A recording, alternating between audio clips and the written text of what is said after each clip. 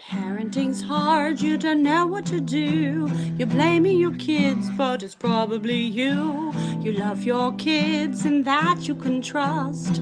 Just remember your kids don't suck. Welcome to Your Kids Don't Suck, cultivating closeness with your children through non-coercive conscious parenting. We're your hosts, Cara Tedstone and Rythea Lee. Let's dive in and grow together.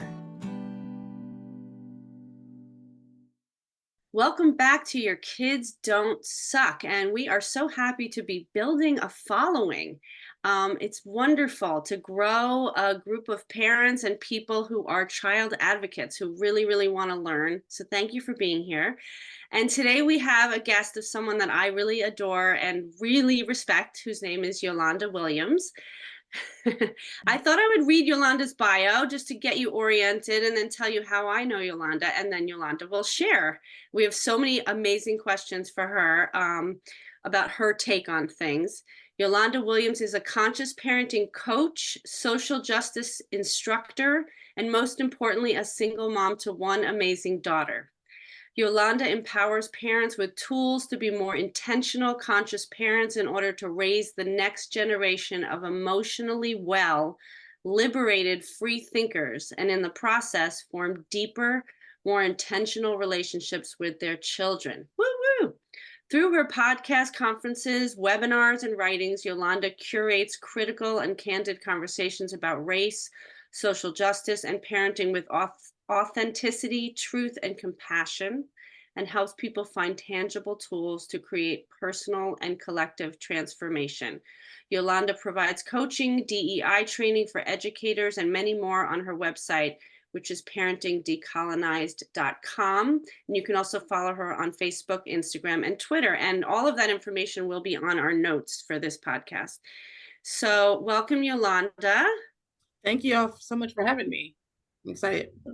The way I know Yolanda is through her podcast, which is Parenting Decolonized podcast. That was happening for years. How many years? Oh, a few years. I went on hiatus for a little bit, but I probably have like 50 episodes, so something like that. Wow. So I started listening to your podcast before I even decided to be a non-authoritarian parent. And I didn't have a context or words or language for it, but something was so drawn by you and how you talk to your guests. And I think what you've done for me, the impact that you've had on me through the years, Yolanda, is understanding parenting in a systemic world, like in a systemic process of oppression. Like I have come to see through long study and my own learning is that I can't be a social justice activist and still control the shit out of my kid. Like those things don't make sense, but I never had words for that. And that's how you've helped me so much to put things in a context. So I'm not just alone parenting in my house. Everything I do is an action on my belief systems. Yeah. And so I just was wondering if you want to say anything about your work or what you're into these days or what you're passionate about. Yeah. So again, thank y'all for having me. I met you through, was it TikTok? And I was like, I love the way you spoke about parenting and the fact that you have, this background in behavioral health psychology. I think it's really important because you're able to then understand why kids and why parents sometimes act the way that we do. And, I don't have like a formal background in a whole lot of things. I'm from the School of Hard Knocks at this point in my life. But what I really set out to do was help parents understand that the way that we parent can sometimes mirror these oppressive systems out, in the world. And a lot of us grew up under an oppressive parenting structure. I grew up with someone who did better than her mother, but was still abusive to, at this point. So I was trying to figure out, like, what does it look like for me to not raise my daughter that way? I had no idea about conscious parenting, decolonizing, any of that. I really got into that after I had my daughter. First, it was gentle parenting, and that gave me the ick because it was very, very white, and I felt like I couldn't connect to it. Then it was positive parenting, which is, it's cool. All these damn names, right? The reason why I gravitated to conscious parenting is it was more about me. It was more about my behavior and my mood and my mindset, my trauma, and not about me trying to figure out how to control my child's behavior, right? Because a child is going to child. So I had to figure out like, what do I need to do to react to her childlike behavior? In a conscious way. And this is still something I struggle with because I was not raised this way. So I have to be cognizant of the fact that I am unlearning and relearning and decolonizing and reparenting, all while trying to parent someone. And my child is autistic and she doesn't have very many words. So it does add a layer to, and I'm neurodiverse. I have ADHD. So we sometimes, our sensory stuff clashes up against each other. So it's a constant, like I'm having to be gentle with myself while also having to be critical of myself, right? Because we do have to look back and be like, I could have did that better. And I feel like a lot of parents, it makes them feel bad, so they don't want to do that critical analysis of themselves, but like we have to in order to grow. So that was kind of my journey into where I'm at now. And decolonizing just really came up when I really took a hard look at specifically Black parenting, what in the United States, how that emerged. And a lot of it emerged on the plantation back in the day. A lot of the enslaved people were young that were brought over here. And the parenting was informed by the oppression around them.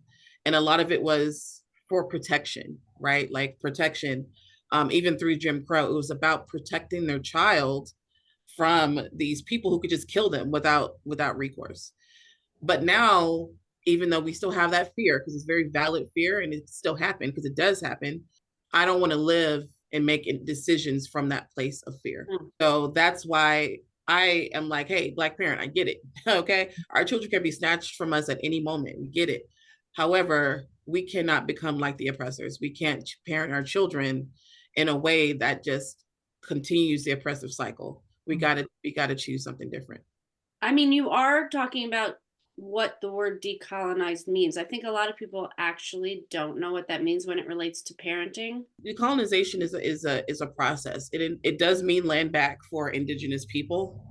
It also means uncovering the ways that colonization has impacted everyone's mental health, their psychological issues, the environment, how we view children, how we view ourselves, understanding how the fact that colonization has impacted the way that we work together in community.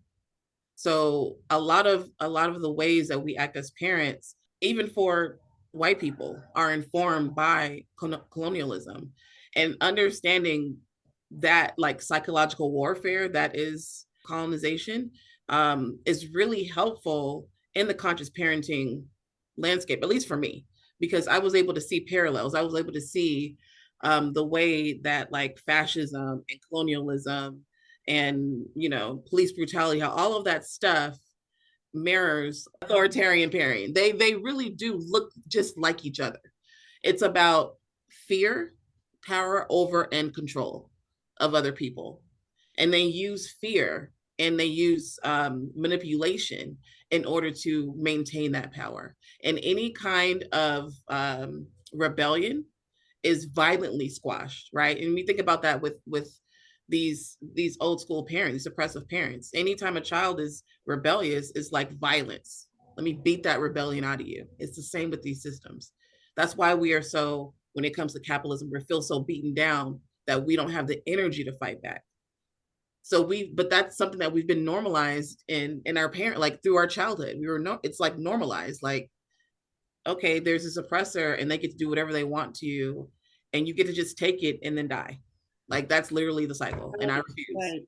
Right. So I think that a lot of people hear that, but they're like, well, I have no idea what the alternative is to keep my child safe. I don't have any other tools. I don't know any other way to do it. This is how I was treated.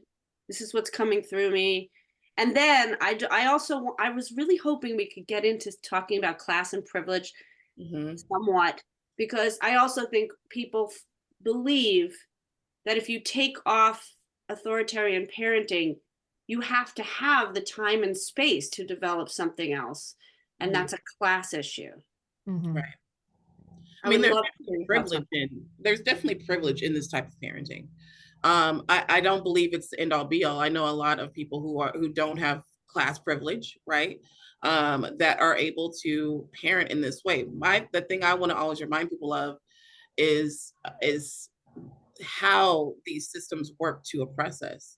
And if you are somebody that is struggling, to put food on the table, to keep a roof over your head, that stress that's building up in your body, if it doesn't come out in some healthy way, most likely might come out on your child, right? Because it's constant stress. It's never ending.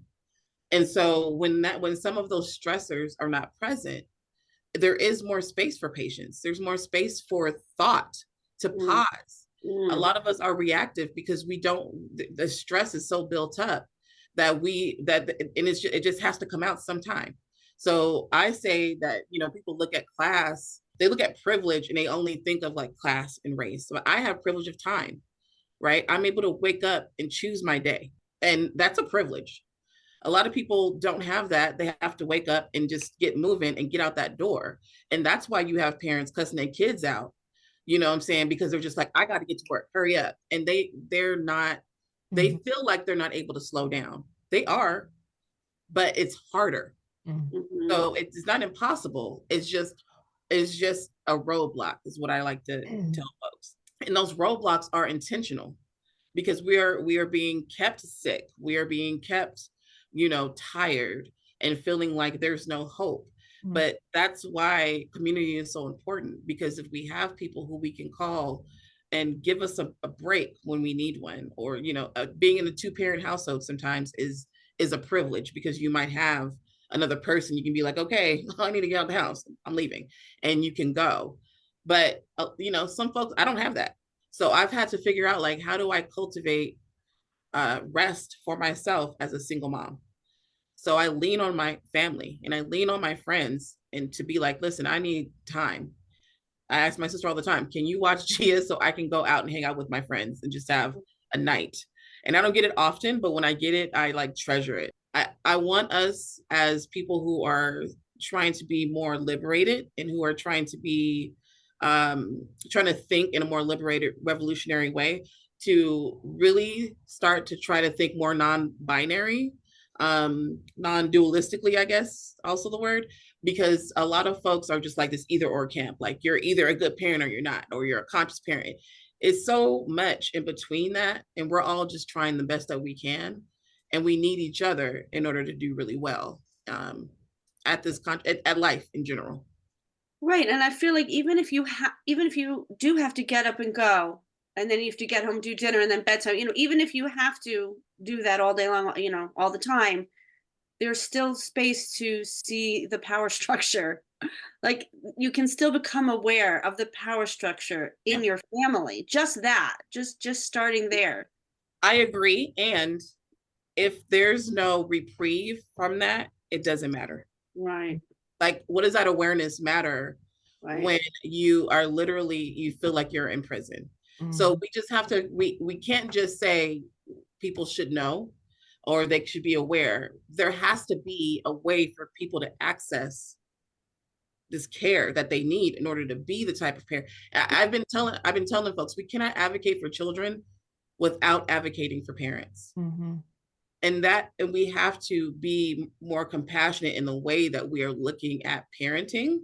Children are the victims here, and our parents. Like, it's like the hierarchy of power and control, and children are at the very bottom, and we have power over them. And the way that we use that power, a lot of us, is very detrimental to these children's health.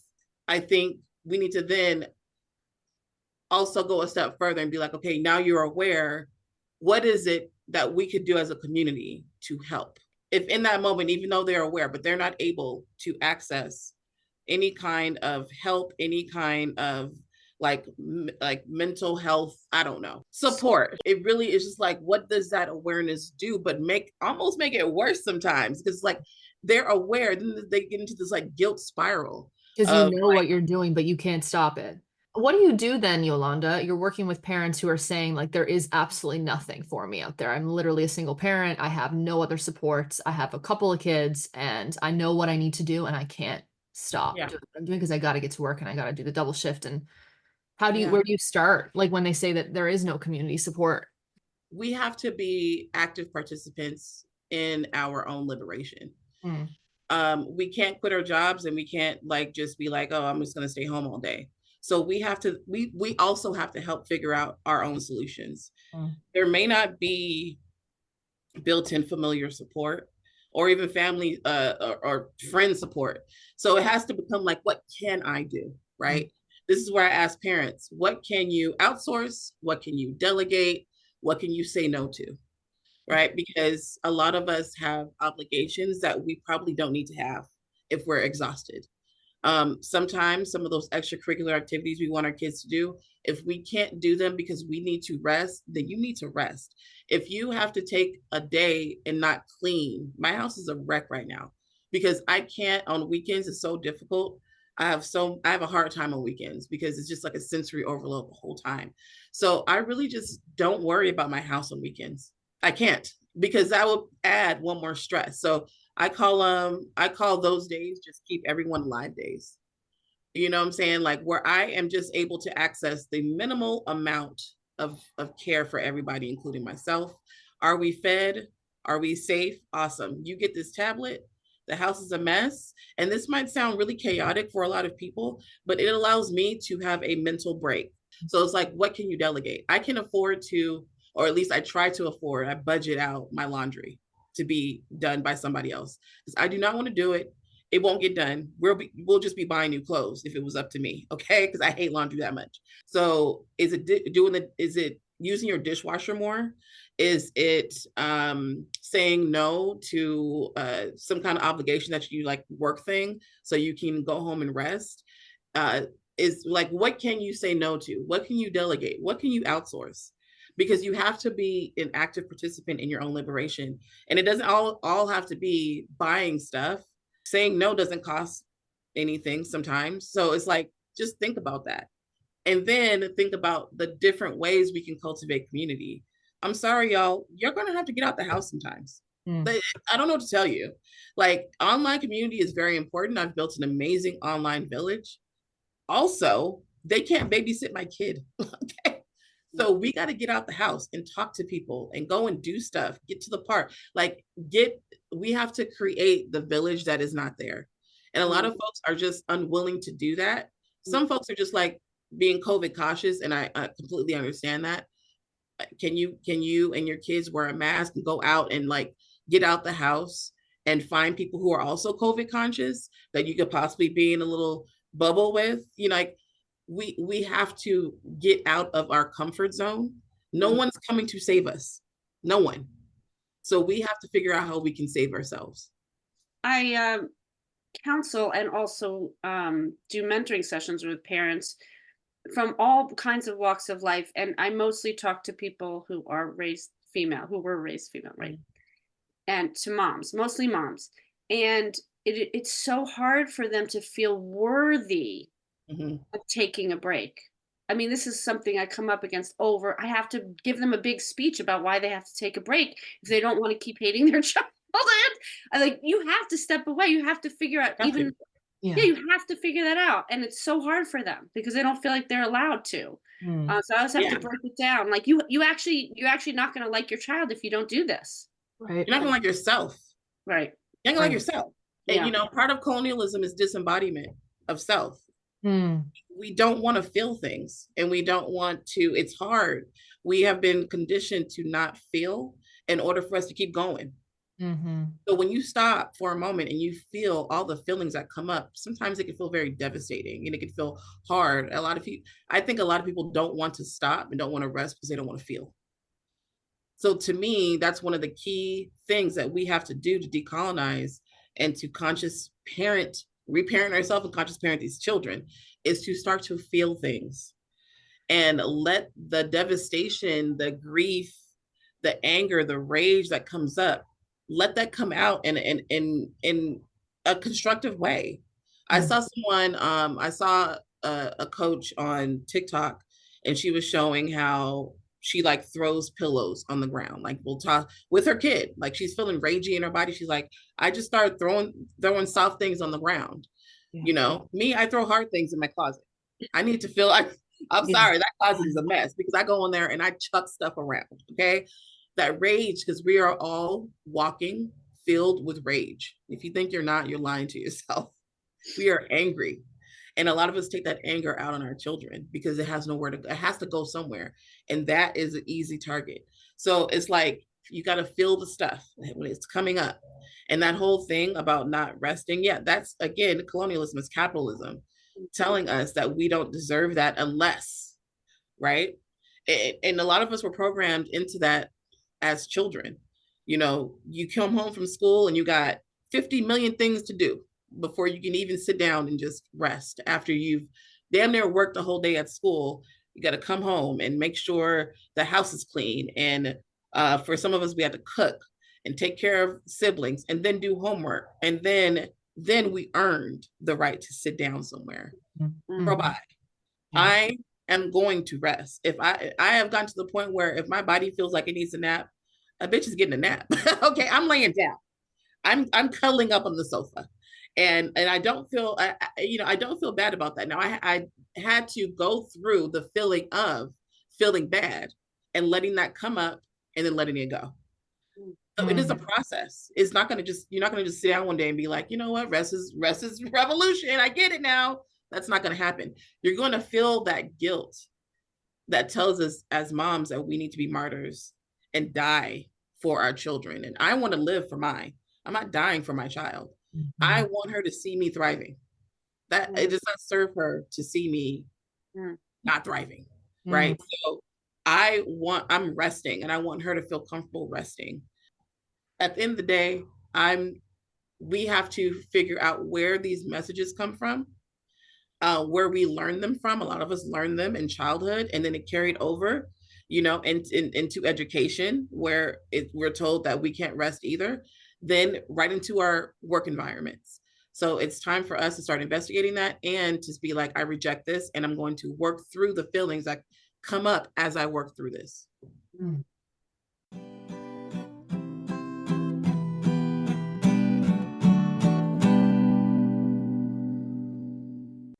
I don't know if you guys know about the manifesto. It's a book. It's called Rest is Resistance. It's written by this I guess, writer, scholar. And I heard about it on a show, and it was all about exactly this, about how resisting the grind culture of the slog of capitalism to take a fucking nap. Literally her entire website and everything that she markets herself on. That ministry. Yeah. The best. And I love it. I think it's exactly this. It's just really hard, when I'm talking with clients who are like, it's not just a nap though. It's like everything. It's like all of the factors in my life. Like everything feels like they're being swallowed up, and it's really hard. I think the work in that though is to figure out, like you said, like chipping away at the things. What are the basic needs that are not being met, and figuring out like, how are you going to get those needs met just over time to start chipping away, to start then getting back and feeling rejuvenated enough to prioritize the relationship that you want with your kids. And with yourself. The most important person in my family is me. It is. Because if I'm not okay, then Gia will not be okay. And so that's why with conscious parenting, I have to focus on myself. I have to. Because if I'm not focusing, and if I'm hyper focused on her all the time, I'm probably going to neglect myself. And I feel like that is what I kept hearing in gentle parenting communities. Like people getting burned out. Yeah, to your own detriment, you have to be so focused on your child. Yeah. It's like, absolutely the fuck not. I'm not doing that. I am a person who is deserving as well of my own attention, of my own love. And I'm unwilling to sacrifice myself for anybody, not even my child. I'm just not. And so getting to that place has not been easy, but I have to get there in order for me to be fully aware of myself, of my actions, of how my actions impact her, right? So she's important.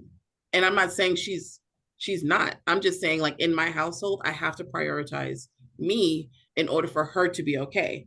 That whole, fill up your cup and then Yeah. she gets overflow. Yeah. But I can't, I've tried the times that I, was running conferences and I was doing it by myself.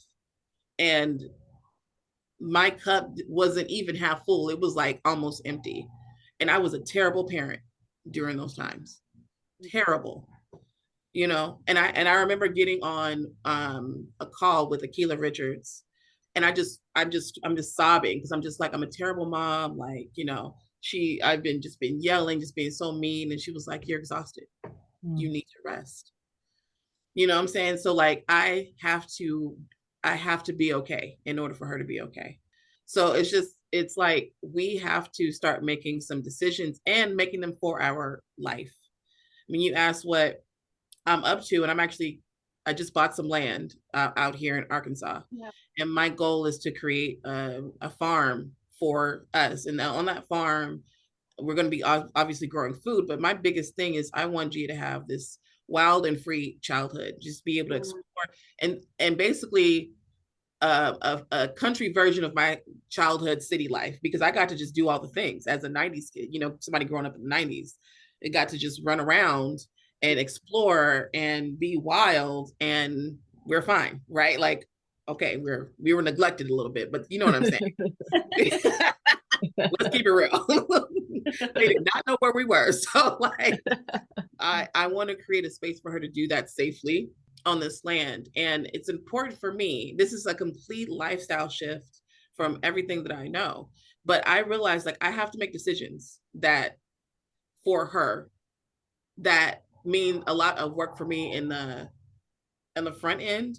But what I want for her is to not have to grow up and toil. She's autistic. A lot of autistic people find it very hard to find jobs, when they're older. And I want her to have options and to have choices, right? So I have to make some different lifestyle choices. A lot of us as parents have to look at our lives and be like, is this conducive to the life that I want my child to have? And sometimes that means making choices like maybe finding a different job where you can spend more time with them, maybe moving to a different place that's closer to family. These are very hard, sometimes financially like bad decisions in the front end. But I feel like if sometimes we make certain decisions and then we work a little bit hard, and then in the end, it works out well for our children. We may be suffering I know it's going to be a lot of work for me. Gia can't help me make this farm. It's going to be a lot of work and a lot of money. And I'm doing it because I know that that's what she needs in order to thrive when she's a little bit older. And I'm nervous about the whole situation, but I know it's probably what's best for her. That is so amazing, Yolanda, that you got that land. What an incredible miracle. I wanted to say something about slowing down and resting. I have to say, I've been working on slowing down for like 10 years. I've been working on coming out of workaholism. It takes all of my attention and focus to not be a workaholic. I'm an overfunctioner. I don't know what you want to call it. I'm a survivor. So that's how I survived. I run, and it totally worked. I ran myself right out of my abusive household, and then I couldn't stop running. And menopause is like, boom, nope, that's not going to work anymore. Your body's not going to let you do it. Your body's actually not going to let you run. And so I've been starting this practice, which sounds a lot like what you're saying, Yolanda, where like, so I work at home. So I'm with clients, and then I have a break, and then I'm with my kid, and then I work more, and I do in and out working all day. And I have to make decisions about where to put my attention throughout the day sometimes. And so now I stop and I put my feet on the ground and I tune in. What do I actually have the energy for right now? Like, I have 2 hours. Like, what do I have the energy for? And it's something I even still struggle with, because building this farm and building a business, it does take so much of my time. And I have to remember sometimes to put my phone down. Like, put your phone down, can't be on social media, and sometimes Gia will come slap the phone out of my hand, or she'll like go forcefully hand me something, I'm like, play with me. and to remind me like, hey, come on now. So it's definitely hard, especially when you, like you said, you're just used to working at a sort of manic pace. Everything that I have is because I've worked very, very hard for it. And same thing happened to me where my body was basically like, you need to stop. I think it was after my third conference, I basically was sick all the time. Beginning of 2021, I was sick for like 5 months, just on and off. It was COVID, and it was all the stuff Gia was getting from school, but it had me out. Like I was just, all I could do was lay, and I realized like I need to take a break. And so I had to like basically force myself to lay down, like literally rest for a good like 5 months. I had to just do that, and I had to just trust that my community had me, and they did, and I was so thankful for that. Yeah. Something will suffer at some point. Like when we're talking about parenting, if you don't listen, your relationship is going to show you It is that you spent a lot of energy and put a lot of time into something that you shouldn't have really at that point. But we don't know until we kind of almost, it's like you said, Rythea, like you've been working at this for 20 years trying to rest. And for me, I feel like part of the conscious parenting is like really trying to connect with the awareness of like when I'm getting to that place of burnout, but then even resting at that point, I know from my own experience and also working with clients, like we sometimes just like can't, we feel like we can't. I'm sure we always can really at the end of the day, because I was just sick with the stomach flu for 4 days, like talking about being knocked out. I mean, I literally couldn't move, could not really move at all. And that's reminding me of like how it's like the vacation from parenting that I really needed, actually, because my kid is almost 2, like 2 in May. And it's just like the onslaught of needs right now at this age, with working, running a business too, working with parents, helping everybody, like doing all the things, pouring from the cup, but thinking I can. Stomach flu comes, and I was like, oh, you know what? Thank God. Honestly, this is hell, but I really need to be in bed for 2 straight days right now. But it's amazing to me having this conversation, realizing all this. I know all of this, and yet it's really a lot, right? Where you say to everybody, no, I'm putting my phone on do not disturb, or like I'm turning it off. Even me right now, I'm trying to figure out, I need to set boundaries with everybody in my life almost. Like anybody that messages me, I don't need necessarily say it, but I need to, for myself, be like, Cara, you're not going to use your phone from, like my daughter wakes up at freaking right now, 6 a.m., 6 till 10.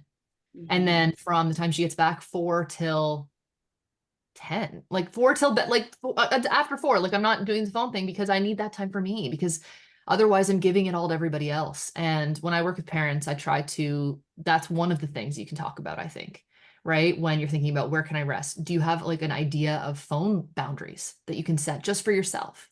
Speaking of the boundary thing, being honest with people.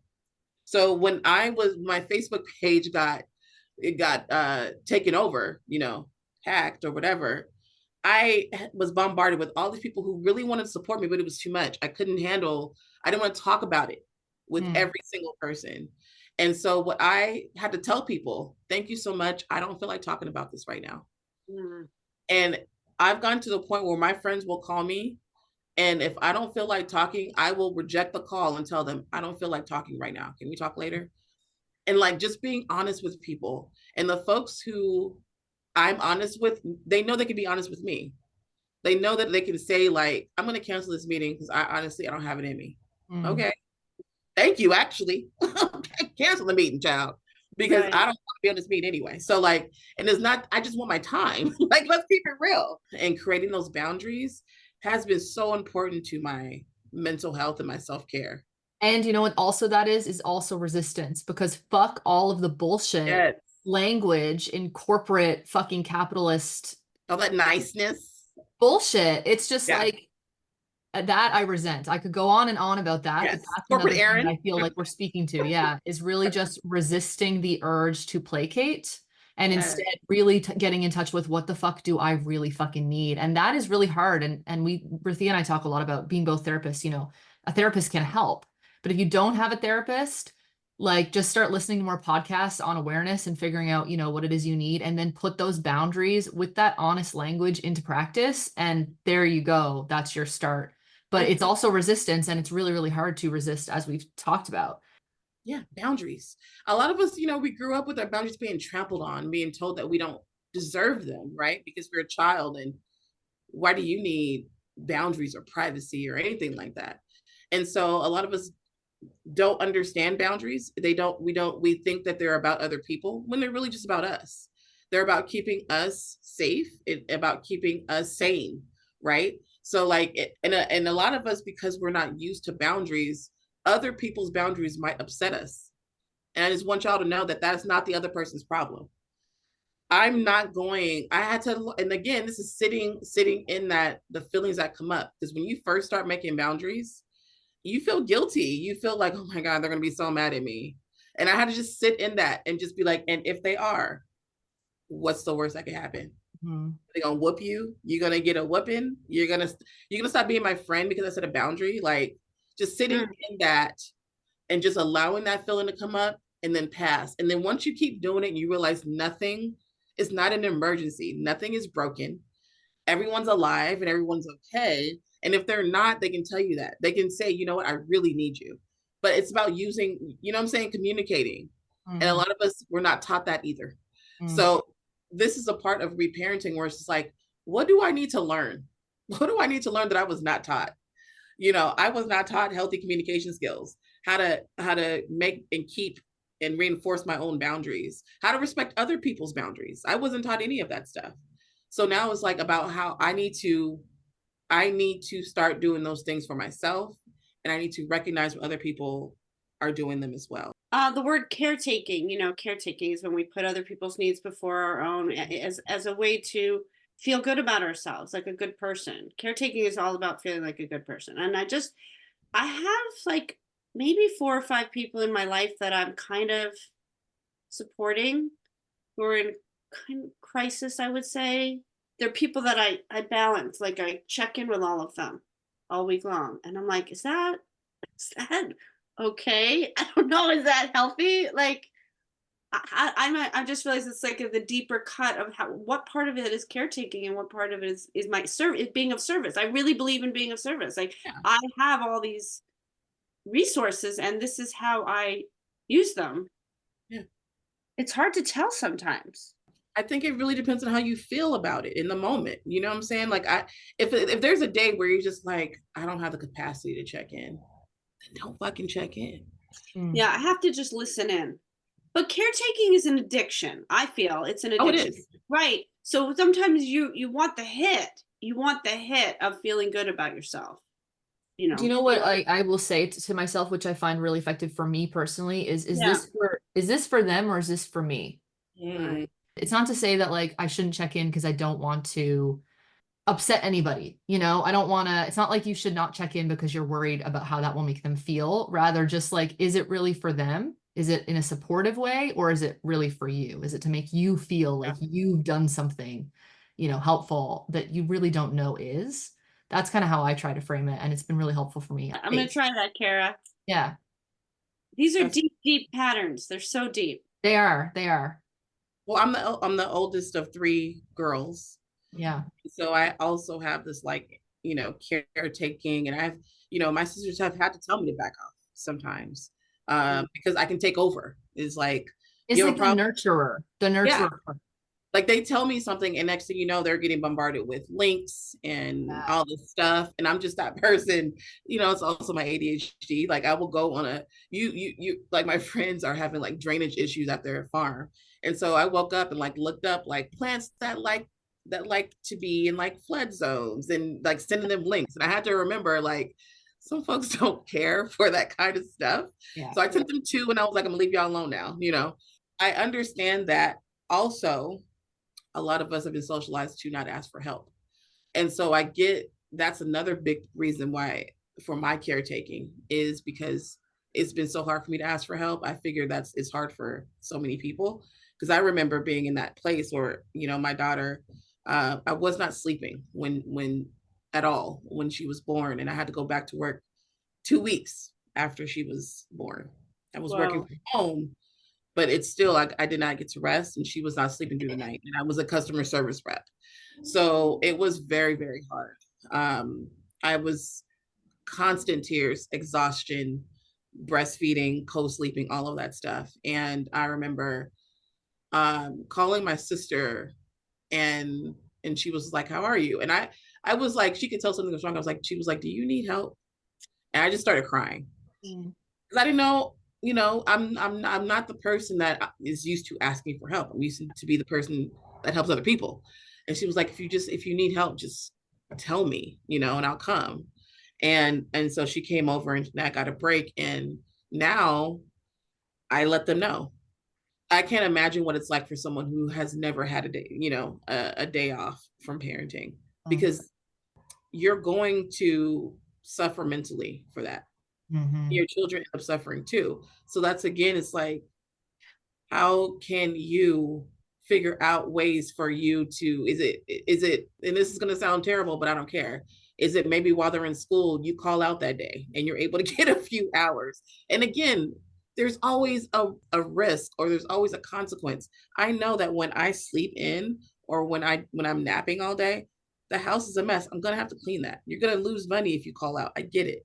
Sometimes it's like, I got to make that sacrifice in order for me to get a break, in order for me to be able to rest. Like, I have to sacrifice here in order to get some semblance of a break. This is why we need more community support. That's divesting from these systems. That is community care, collectivism. That is hard, because it's literally antithesis of capitalism, of colonialism. We are supposed to be struggling alone. And we see what that's gotten us.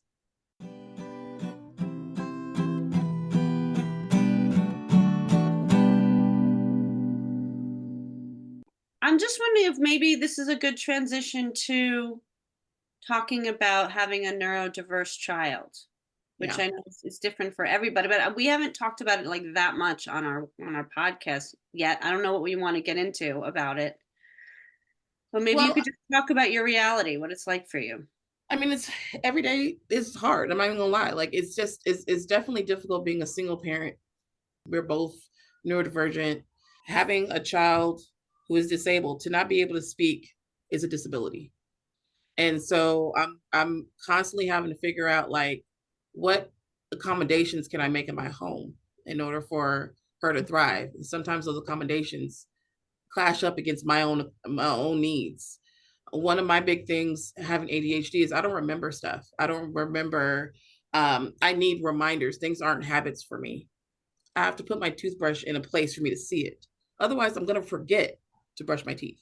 It's just, that's part of my ADHD, and it's part of a lot of people's ADHD. But I can't do that because she will take my toothbrush and she will use it in terrible ways. Like, how old is Gia now? she's 6. She's 6. Okay. So I now, in order to accommodate the fact that she's so curious and wants to like, she's very like, she likes to touch everything, very sensory seeking. I now have to put things up, which means that I can't find stuff, which means my self-care suffers because I don't see it. And so it's definitely difficult to not have someone else here. She has issues with getting her hair combed. So I've had to really figure out, I've had to let go of the way that a lot of Black people have been socialized around hair and around appearance. I had to really let go of that and just say, today I could not comb her hair today, and just be okay with that, because I'm not going to traumatize her in order for, for the adult gaze of people, of adult judgment. I'm not going to do that. So I've had to learn how to let stuff go, and I've had to learn how to be more curious about what she needs, about my own needs, about everything. I mean, I have the most curious child in the world. She wants to be outside. I have an outdoors kid too, which is hard when you're an indoor person. And so that's a big reason why I'm just like, I got to get on this land. We got to make you an epic playground that's safe, that's fenced. So she's also an eloper. She will run like she has a football in her hand and is trying to get to the goal. She's very fast, and I'm not. And so it's a lot of work. I need help. And so one of the things that I will be doing is creating like on the like pads for like an RV or tiny home for maybe a couple more single moms to be able to come and stay there so we can help each other out. Because this can't continue on for, it's too much, it's too hard. The beautiful thing about having such a curious child whose brain works differently is that she just sees the world in such a beautiful way, and it helps me to see the world that way too. Like she finds beauty in the most small, in the smallest thing, and is curious about everything. So, you know, in order to allow her to be wild and free and curious, I can't just let her go. I have to follow up behind her. But because I'm following up behind her, I'm like, okay, what are you looking at? And I get to see this weird thing that she has in her hand that freaks me out, that she is so curious about, you know? Like I'm discovering things because of her. And she makes me slow down. I'm somebody that's like this. Let's go, right? But she's definitely not. She's like, I'm not gonna do that right now. And so she makes me slow down, and she makes me like notice and be more present. And that is a gift. It sounds like so much of the work of a conscious parent is to, you know, change our systems instead of using control to reach an outcome. Like literally allowing her to lead you into this entire new walk of life. Yeah. Because you're recognizing her needs really at the end of the day instead of manipulating her into fit a mold. Yeah. It's amazing. Thank you. Yeah. I mean, it's definitely, I would have never come here without her.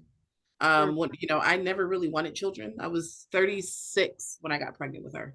And I was actually in Belize with her father. We were looking for where are we going to live in Belize? My whole thing was I'm about to be an expat.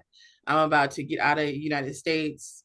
You know, I'm trying to be this like jet setting, you know, bougie auntie.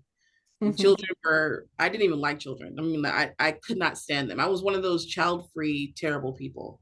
Wow, look at you now. This is crazy. Yeah. It's wild. People can change. Yeah. You can change. Well, you know, the thing is, even if you don't have children, it's really investigating, where does that come from? Why do you not like children? Right. You know, and I realized that I looked at children like a burden because I felt like I was a burden. Right. And I had to start like working through that stuff. But, you know, since having her, especially having a disabled child, it really makes you think about the world.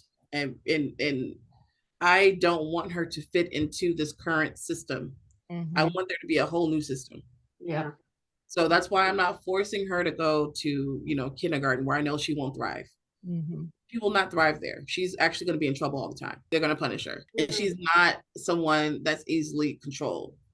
There's times where I will want to revert to, right, because it's easier, right? Like totally. That oppressive parenting is easier. It's easier, and it does work. Like we've talked about before, it will work.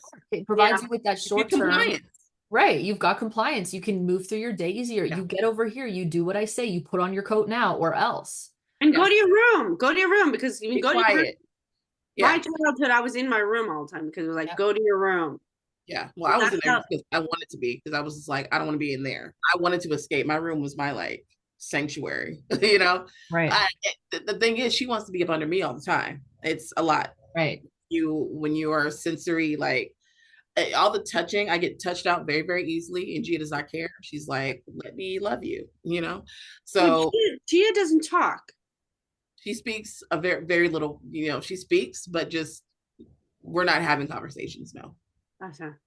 Yeah, she has you're just tuned in, and you can read what she needs because you're tuned in together. Yeah, well, I remember a pediatrician was just like, well, maybe if you stopped anticipating her needs, she would talk. They always say that. And I was just, they will say that even to toddler parents, right? Well, that's going to say, they said this when she was about 2 before, when I knew something, I didn't know that she was autistic.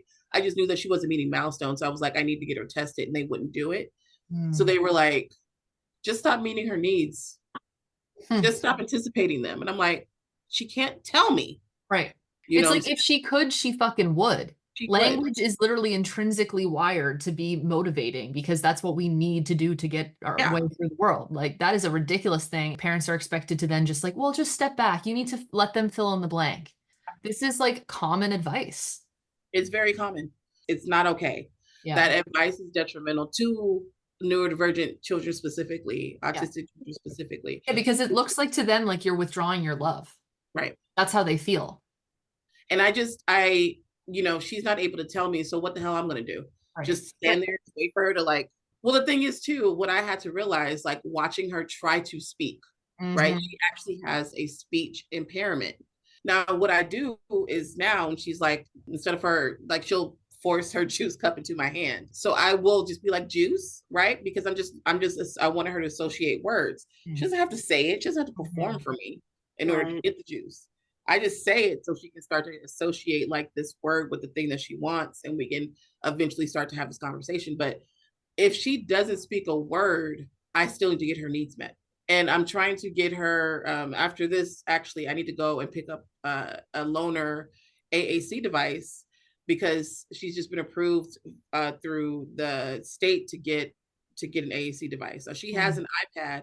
And I remember seeing someone that was just like, my child will speak. And I was like, if they never speak, they still need accommodations. So if she doesn't speak and she just wants to speak through her AAC device, I don't care. As long as she's able to get her needs met, right? As long as she's able to, my biggest concern having a child who does not speak very many words is her safety. Her being able to say, this is my name, her being able to tell on somebody.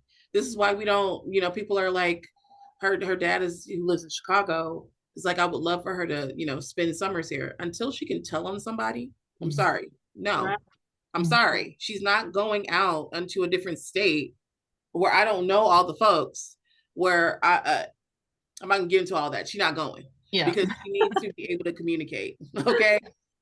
You come out here and here's the AAC device, and it's just that, you know, him and his wife and her brothers. That's one thing, but you know, a whole different city where she can't access the iPad to be able to speak to me. No, I'm working with her school. She goes to an amazing school to help me teach her about her body parts and help me, because I'm like, these are my concerns. We know that autistic kids are sexually assaulted at much higher rates. And I want to help her get the language, because I'm not going to be there all the time. So I just want her to figure out like, what are these body parts? Can we put them on the AAC device so we can start to have discussions about this in a way that is appropriate for her developmentally.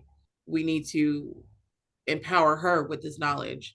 And I want her to feel like she has a say in her life in some capacity. I have to make different decisions. Like she's going to, I kept her back a year. So she's 6, she's still in preschool. She goes to kindergarten next year or next fall. She's not going to kindergarten. I decided that she's not going. She's going to be unschooled, farm schooled, and then she's going to be getting services at the school that she's at now for like 4 hours a day. So she's great. Well, because again, this is me having to think about colonialism and education and think about things differently. You know, learning happens everywhere, all the time. It's all around us. She doesn't need to sit in a school to learn things that she doesn't need to learn right now. Because I just don't see how that's going to benefit her specifically, my child specifically, right? So now I have to figure out, like, what does it look like for me to have her home and unschooling her or farm schooling her? What does that look like? You know, I'm an unschooler. She wants to go to school in the fall now. I'm very nervous. It's just very scary for me that my kid is about to get plugged into the system. Now, what will that? How long will she put up with that? I'm so curious. Exactly. She really wants the social, she's going for the social connection. She wants to be around large groups of kids that are her age. She's really clear that's why she's going. What will she be willing to put up with to do that? We will see. I'll let you know. But I know, Akila's work helped me so much with my Yeah. own life. Yeah. Have you Um, seen those agile learning centers? There's not one of those near you. no. Oh Okay. yeah. No, there is. There is. My daughter doesn't want to go to that. Oh, okay. No, Well, I get it. she wants to do what all of her friends are doing. She wants Yeah, to be great. part of, yeah. Yeah. So, Good um, luck. it's bringing up a lot for me. I'm Mm. telling you right now, when these children are used to independence, they're gonna be there and they're gonna be like, how else can I get socialization? You won't have Okay, good. We'll see. Well, so now we're homeschooling for the first time in her life. We're trying to sort of get her a little bit up to speed, and I've never done that before. So now we're like we're doing teaching time, which is very hard for all of us. We're like, I don't know how to do this, but it's kind of fun too. Um, but you'll see it. There's a flow. It just starts, and you start following your kid, and it unfolds just like what you were already are doing. It's just that yeah. you're doing it more, I guess. Yeah. Yeah. I just want her to feel like I see her, right? And so as someone who Mhm. sees her, I understand that a compulsory school environment is not going to be good for her. Yeah. And her father and I, we had words about this because he's not here all the time. At the end of the day, though, it's my decision. And I know because I am here and I'm doing the majority of the parenting, that she would not thrive in that environment. Right. And so I want her to be in environments that she's going to thrive in. Right. And I know school is not going to be that place. So, like I said, it's about making decisions because would it be easier for me to just put her in school? Yeah, it would be. Right. I don't want to do that. Yeah. So, Well, they say easier is a strange term because easier for me just to be like, here you go, school, right? right, Like get her in the car, drop her off, and then I get my day again. right. But But what's not easier is what it's going to do to your kid. exactly. Mhm. Exactly. That's what I'm saying. That's why I have to make Yeah. understanding that my kid is not going to thrive there. I have to do things that are not easy. Yeah, I know. That's the thing with this work, and same with non-coercion, which we talk about. It would be so much easier having a 2-year-old to train her. I could easily train her at this age. Oh, It would be super easy. I would do punishments and I would do rewards and I would do like dog training. And that's what a lot of parents do. They don't call it that. They just say it's being firm, kind but firm, and providing experiences that the child can learn from. But I don't do that because of the relational aspects and also the trauma that I know that ultimately imparts. And that's my biggest concern because we plan to send her to school. But with the way that we parent, it's not going to line up with how it is at home. So stay tuned, listeners, for how that's going to go in 5 years, 4 years, because We have a lot of stay tuned going on. yeah, but I really respect that unschooling approach. When you talk about that with other people, you guys maybe know more unschoolers or people in kind of non-traditional schooling environments than I do. When I talk about unschooling, people think I'm absolutely fucking batshit. They think it's no. insane. They think it is. So that's how everyone feels. No. Is it? Yeah. It's Yeah. the schoolishness because we've been taught that you can only learn in this way, right? But again, I tell people all the time, learning happens everywhere. You can learning is literally happening as they play video games, as Gia is playing with her blocks. Learning, if we train our brains to see learning as just something that we just do without needing help, then it's easier to see. And I think what these parents who struggle with alternative education, they are kind of plugged in because they think this is going to save my kid. This is going to get them the job. This is it's capitalism. It's like I need to make sure I got to ensure my child has all the tools necessary for them to thrive in this capitalistic world. Okay, that's what you're going to do. I don't want them to thrive in capitalism. Fuck capitalism. I want capitalism to fall. So I'm raising that child. So it is a different conversation because we have different goals.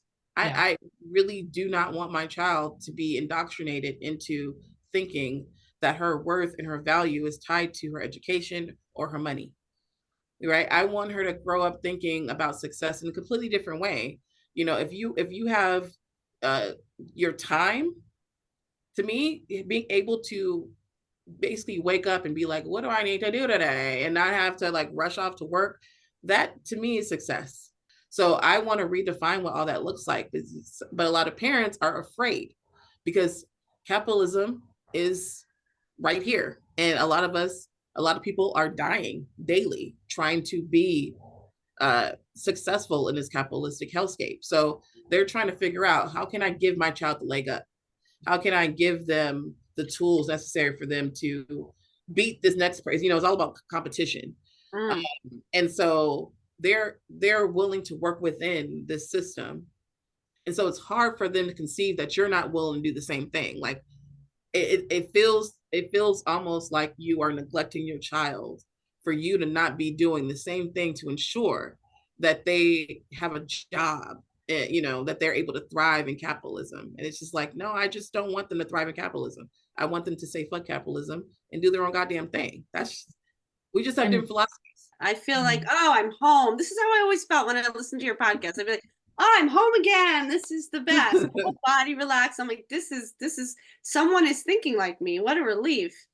And I also think, just because I'm working with parents so much now, it's scary enough for them to parent at the times that their children are home. Think about unplugging from the system, and that's just unheard of.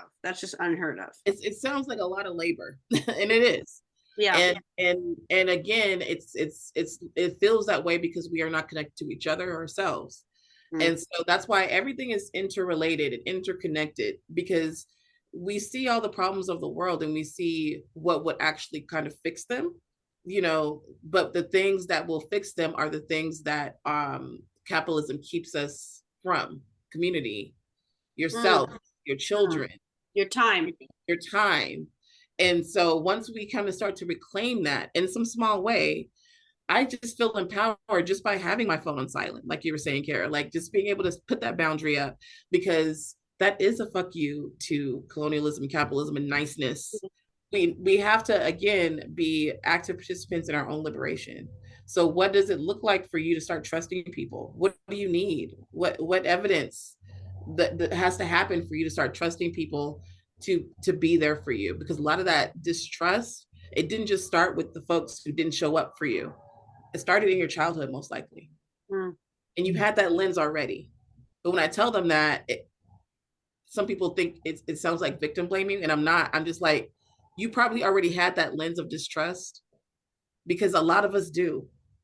And it took me a long time to trust people to actually show up for me. I just never had it. Yeah. And then once I started believing that people will show up for me, and I began showing up for people in that same energy, and there will be people who will still break your heart. It's just a part of life. Even if you do all the work to start trusting people and to change the way that you think about community, some people will still break your heart, because that's just life. And you still have to trust people. Yeah, I love that.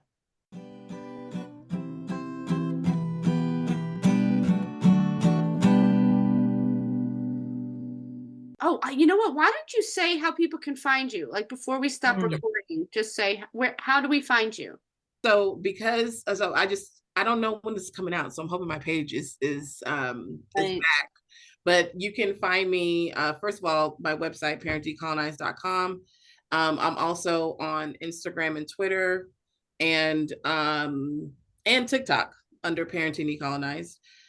I also have a farm page called Wild and Free Family Farm on Facebook, where I'm sharing all things related to me building this farm from scratch, as well as conscious parenting and social justice issues. I feel like all of it, for me, is interconnected. So yeah, I hope y'all, and I'm going to be getting my podcast back up, which is mostly going to be on YouTube. So stay tuned for that to be back up in the next few months, I think. Thank you for having me on. Yeah, thank you so much, Yolanda. It was so good to meet you. I hope I'll see you again soon somewhere. Yeah. No, And one time my podcast is back up, I would love to have y'all on. This has been Your Kids Don't Suck. You can find me, Cara Tedstone, at www.caratedstonetherapy.com and on Instagram at Cara Tedstone Therapy. On my website, you'll find links to recommended readings and a link to my Reparenting with Mindfulness workbook, available now on Amazon. You can find me, Rythea Lee, at www.rythea.com. That's RYTHEA.com. There you'll find published books, articles, and music, and parenting videos. Also, I'm on TikTok at Rythea Lee, on Instagram at Rythea Lee. You can book parent mentoring sessions with me through my website. And also I have an Advice from a Loving Bitch YouTube show that helps people heal self-hatred, and that's rythea.com/advice. It is important and essential to put our voices, Rythea and Cara, in a context. We are two white, cisgendered, straight, middle-class women living with financial and societal privilege. Because of this, our perspectives are limited and do not reflect the realities of all of our listeners. This podcast will feature guests with expertise around conscious parenting who differ in race, class, abilities, sexual orientation, and histories from us, to broaden the conversation and reflect the lives of as many people as possible. 25% of the proceeds of this podcast will go to creators of color who have been mentors and influences on our work and in our growth as parents. If you like our show, please subscribe and stay tuned for more conscious parenting advice and insights. And check out our link tree at linktr.ee/yourkidsdon'tsuck to donate and connect with us.